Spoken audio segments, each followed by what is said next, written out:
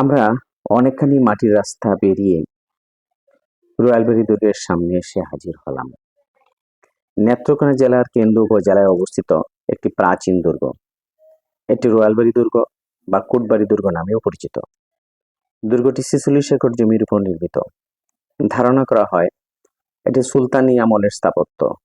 আবার কেউ কেউ মনে করেন এটি মুঘল জেনারেলদের তৈরি স্থাপনা। আমরা একটি মসজিদের ধ্বংসাবশেষ দেখতে পাচ্ছি। এর দেয়ালগুলো ইট, পোড়ামাটি, চুন ও সুরকি দিয়ে তৈরি। মসজিদের আমরা সামনের একটি দেয়ালে ধ্বংসাবশেষ দেখতে পাচ্ছি, বেশ পুরু।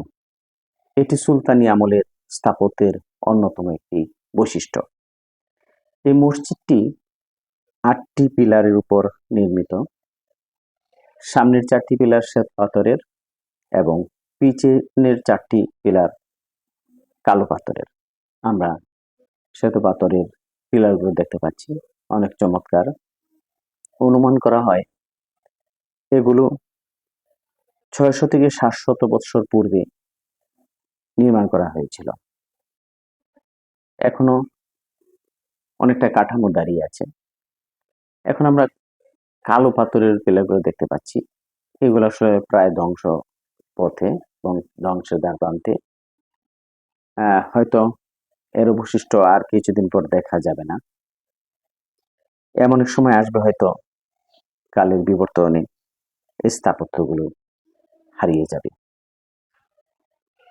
আজ আমরা এখানেই শেষ করছি। ধন্যবাদ সকলকে।